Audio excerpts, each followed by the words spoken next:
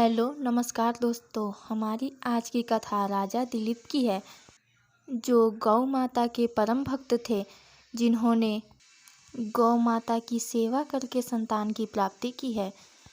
महाराज दिलीप इक्ष्वाकु वंश के राजा थे, जो श्री रामचंद्र जी के पूर्वज थे।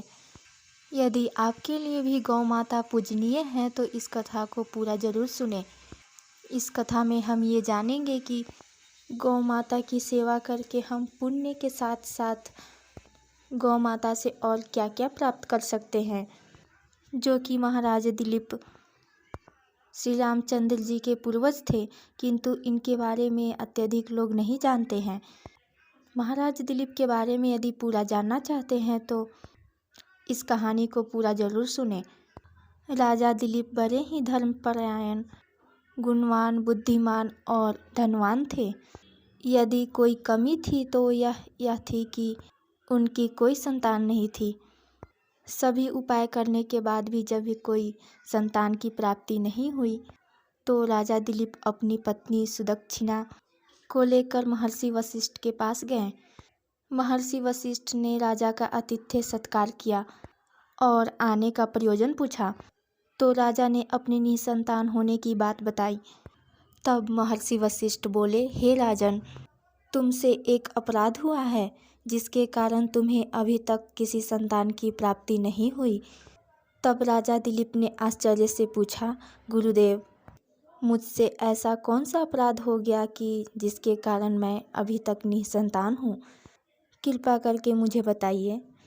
महर्षि वशिष्ठ बोले, राजन, एक बार की बात है, जब तुम देवताओं को एक युद्ध में सहायता करके लौट रहे थे, तब रास्ते में एक विशाल वटवृक्ष के नीचे देवताओं को भोग और मोक्ष देने वाली कामधेनु विश्राम कर रही थी।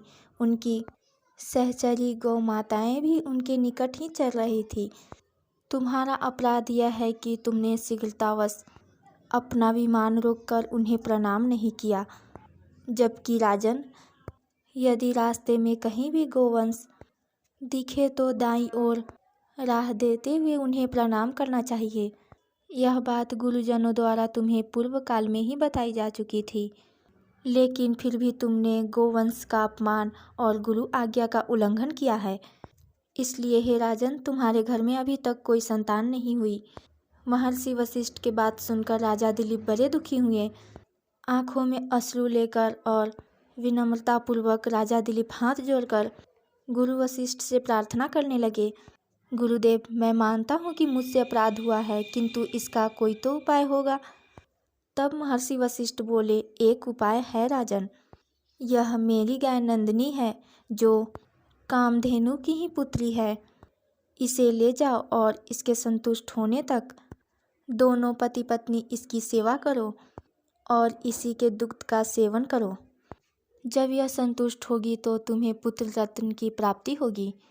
ऐसा आशीर्वाद देखकर महर्षि वशिष्ठ ने राजा दिलीप को विदा किया। अब राजा दिलीप प्राण प्रण से नंदिनी की सेवा में लग गए। जब नंदिनी चलती तो वह उसी के साथ साथ चलते, जब वह रुक जाती तो वे भी रुक जाते। दिन भर उसे चराकर संध्या को उसके दूध का सेवन करके उसी पर निर्वाह करते। एक दिन संयोग से एक सिंह ने नंदिनी पर आक्रमण कर दिया और उसे दबोच लिया। उस समय राजा दिलीप कोई अस्त्र शस्त्र चलाने में भी असमर्थ हो गए। कोई उपाय न देख राजा दिलीप ने सिंह से प्रार्थना करने लगे, हे वनराज, कृपा करके नंदिनी को छोड़ दीजिए। यह मेरे गुरु वशिष्ठ की सबसे प्रिय गाय है। मैं आपके लिए भोजन की अन्य व्यवस्था कर दूंगा। तब सिंह बोला, नहीं राजन, ये गाय मेरा भोजन है, अतः मैं इसे नहीं छोड़ूंगा। इसके बदले तुम अपने गुरु को सहस्त्रों गाय दे सकते हो। बिल्कुल निर्बल होते हुए राजा दिलीप बोले, हे वनराज, आप इसके बदले मुझे खा लो, लेकिन मेरे गुरु की गाय नंदिनी को छोड़ दो। तब सिंह बोला, यदि तुम्हें प्राणों का मोह नहीं है तो इसके बदले स्वयं को प्रस्तुत करो, मैं इसे अभी छोड़ दूंगा। कोई उपाय न देखकर राजा दिलीप ने सिंह का प्रस्ताव स्वीकार कर लिया और स्वयं सिंह का आहार बनने के लिए तैयार हो गए। सिंह ने नंदिनी गाय को छोड़ दिया और राजा दिलीप को खाने के लिए उसकी ओर झपटा। लेकिन उसी समय वह हवा में गायब हो गया। अब नंदिनी गाय बोली, उठो राजन, यह मायाजाल मैंने आपकी परीक्षा लेने के लिए बनाया था। जाओ राजन, तुम दोनों दंपति ने मेरे दुख पर निर्वाह किया है, अतः तुम्हें एक गुणवान, बलवान और बुद्धिमान पुत्र की प्राप्ति होगी। इतना कहकर नंदिनी अंतर्ध्यान हो गई। उसके कुछ दिन बाद नंदिनी के आशीर्वाद से महारानी सुदक्षिणा ने एक पुत्र को जन्म दिया, जो रघु के नाम से विख्यात हुआ, और उसके पराक्रम के कारण ही इस वंश को रघुवंश कहा जाता है। और इसी रघुवंश में श्री रामचंद्र जी का भी जन्म हुआ है। पूरी कथा सुनने के लिए धन्यवाद।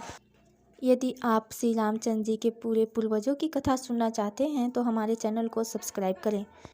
कहानी अच्छी लगे तो इसे लाइक और शेयर करें। धार्मिक और पौराणिक कहानियाँ सुनने के लिए हमारे चैनल को सब्सक्राइब करें।